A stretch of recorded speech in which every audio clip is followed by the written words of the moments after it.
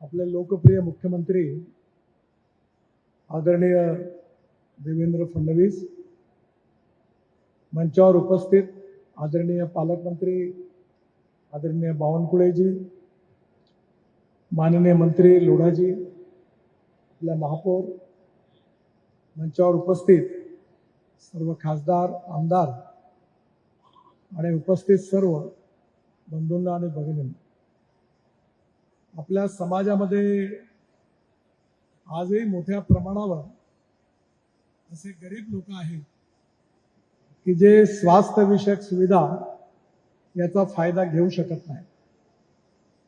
विशेषतः अनेक ऑपरेशन्स असे आहेत की जे खाजगी हॉस्पिटलमध्ये करण्याकरता मोठ्या प्रमाणावर जी आर्थिक स्थिती असायला पाहिजे ती सामान्य गरीब माणसाची नाही आहे. आणि म्हणून अशा सगळ्यांना मदत करावी या भावनेतून माननीय मुख्यमंत्र्यांनी विशेषतः त्यांच्या योजनेतून अनेक ठिकाणी मदत केली आहे.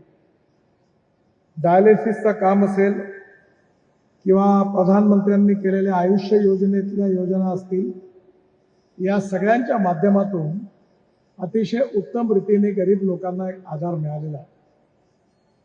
मी फक्त माननीय मुख्यमंत्र्यांना एवढी विनंती करेन की कॅन्सरच्या रुग्णांकरता ज्या कॅप्सूल्स आहे आणि जे इंजेक्शन आहे त्याची किंमत लाखोनी आहे.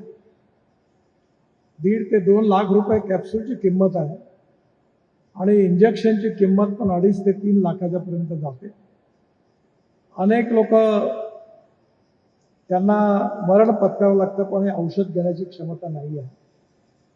महाराष्ट्र सरकारने आपल्या भागात मोठ्या प्रमाणात फार्मास्युटिकल इंडस्ट्रीज आहेत, पण त्याचं जे इंटरनॅशनल पेटंट आहे ते त्याची किंमत जास्त असल्यामुळे आपल्याकडे कॉस्ट जास्त पडते. पण जे अनडेव्हलप देश आहेत तिथे पेटंटची रॉयल्टी काही लागत नाही, त्यामुळे बांगलादेशमध्ये त्याची किंमत स्वस्त आहे. आपण काही मार्ग काढून बांगलादेशमधूनही आपण इम्पोर्ट केलं तरी या विशेषतः गरीब लोकांना याचा फायदा मिळणार आहे.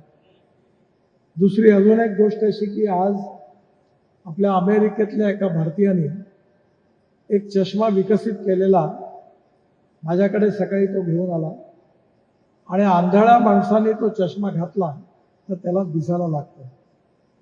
त्यामुळे आज समाजात मोठ्या प्रमाणावर अंध लोक आहेत आणि म्हणून या चष्म्याबद्दलचे पण सगळे सर्टिफिकेट्स आलेले आहेत.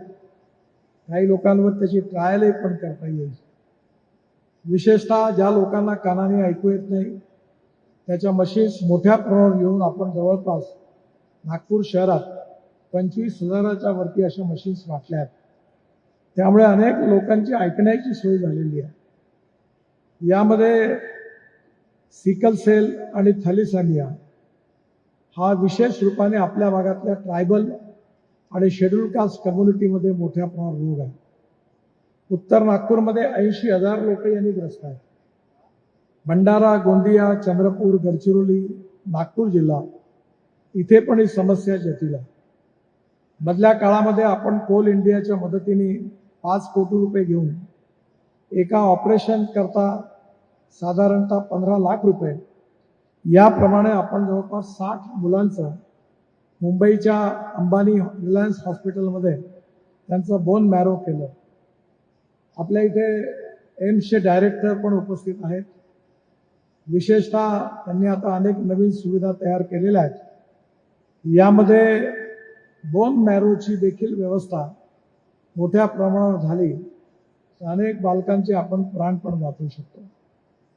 एक शिबिर भव्य प्रमाणावर आयोजन करण्यामध्ये आमदार संदीप जोशी यांनी अतिशय पुढाकार घेतला आणि उत्तम रीतीने नागपुरातल्या अनेक मोठ्या डॉक्टरांनी, जे खाजगी डॉक्टर आहेत त्यांनी पण सामाजिक सेवेच्या माध्यमातून या सगळ्या उपक्रमाला त्यांनी सहकार्य करण्याचं मान्य केलं आणि ते सगळे आज या ठिकाणी उपस्थित आहेत.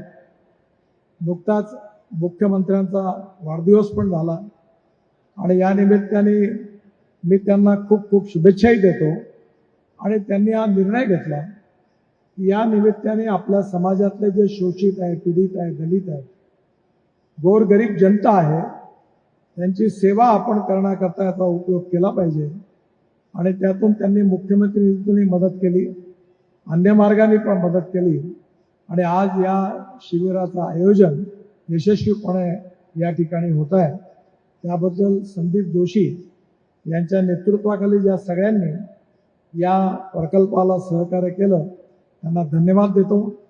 शासकीय यंत्रणेने आणि विशेषतः प्रायव्हेट डॉक्टरांनी देखील यात मदत केली, याबद्दल त्यांनाही पुन्हा एकदा धन्यवाद देतो.